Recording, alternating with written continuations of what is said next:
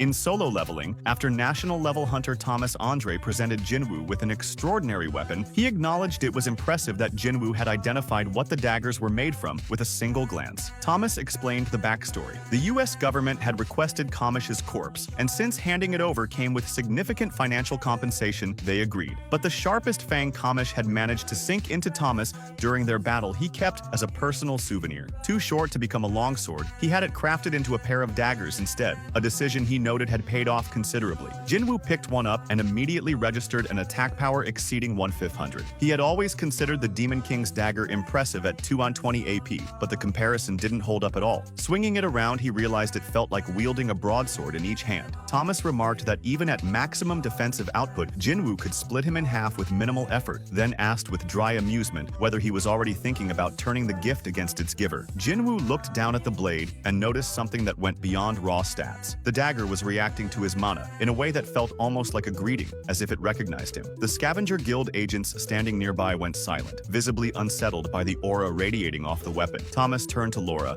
and asked if she still thought his decision had been a mistake. She shook her head without a word. When Thomas asked what Jin-Woo thought of the gift, Jin-Woo questioned whether he could really accept something that valuable for free. Thomas dismissed the framing immediately, telling him 2 daggers were nothing compared to the lives of himself and his entire guild. Jin-Woo accepted, and Thomas said he was glad. Then a sudden surge of energy rolled over both of them without warning. Thomas looked at Jin-Woo and asked if he had felt it. Jin-Woo nodded. Outside on the streets of Seoul, civilians were staring up at the sky with visible unease spreading through the crowd. Jin-Woo wondered aloud if this was what Dr. Bellet had described at the conference, asking if that was a mana surge gathering above the city. Thomas stared upward and said he had never seen one that massive, larger even than the one Kamish had burst from. Whatever was building above them was something neither of them had encountered before.